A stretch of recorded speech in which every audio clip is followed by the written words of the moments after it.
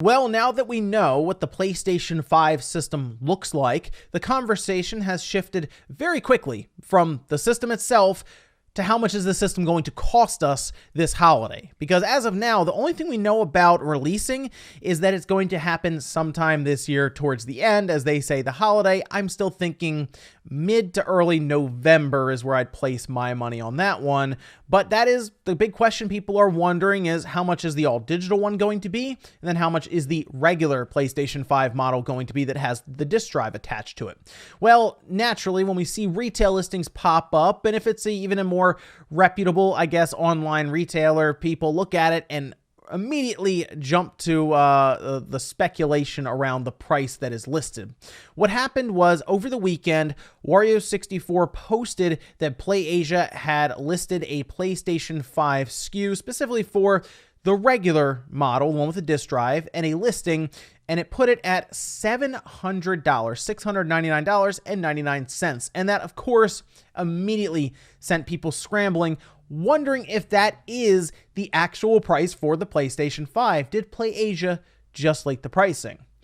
I would immediately look at that and say, probably not, but I wanted to just double check, which, by the way, the pricing has been pulled down from PlayAsia. They just have a listing now with pre-order starting soon, and that's probably what the idea was here, and maybe they just put a value in for a placeholder on that pricing.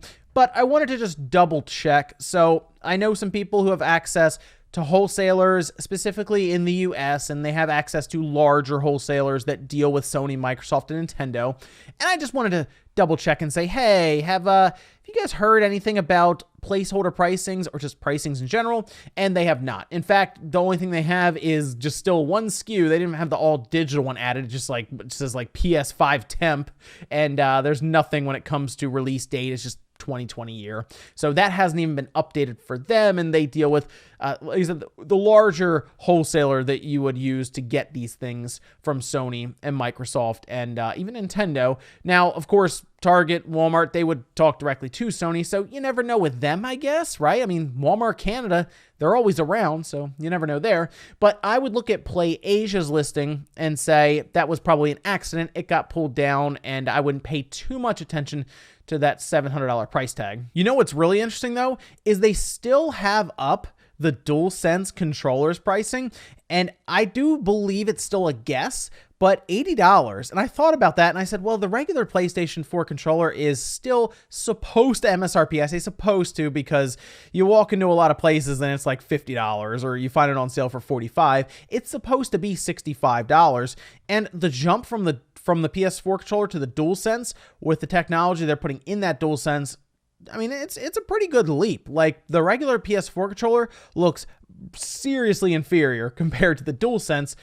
I thought, you know what, an $80 controller, I thought about it and I said, that might be a reality, but I guess we technically already buy a pair of Joy-Con controllers that would act as one controller anyway when you put it into the grip for $80. So, I mean, the precedent's already been set by Nintendo for that. There you go. Now, pricing for the PlayStation 5 will continue to come up because we have two different models now, an all digital and then a regular. And I do think that the roof for the PlayStation 5 will be $500, and then it'll come back to the question of that all digital, if they can cut some things back that maybe we don't even see right now, like say the size of the SSD. Can they get that down to $400 and have a $100 difference between a $500 and a $400 system overall? I think that would be the best way to do it, because $450 would just be strange and people would just say, well, I'll just get the regular model then.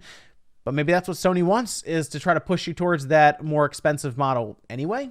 It's interesting to think about there. But if you see anything, I would say pricing wise above 700 or 700 above, I just wouldn't even really pay attention to it. Even 600 is kind of cutting it close. I don't think Sony wants that $600 price tag at all, because Microsoft will price their Series X. Again, this is something I think will happen at $500, and Lockhart is waiting in the wings right now at about $300 is what we are hearing to be the price most likely. So let me know what you guys think about this whole thing down below, with retailers starting to show up with what appear to be placeholder prices. But hey, I've seen some people online think, you know what, $700 could happen. I don't know if I would place my bets on that. But let me know what you guys think about this one down below. Make sure you like the video on the way up if you enjoyed it. Dislike it if not. I'll see you next time.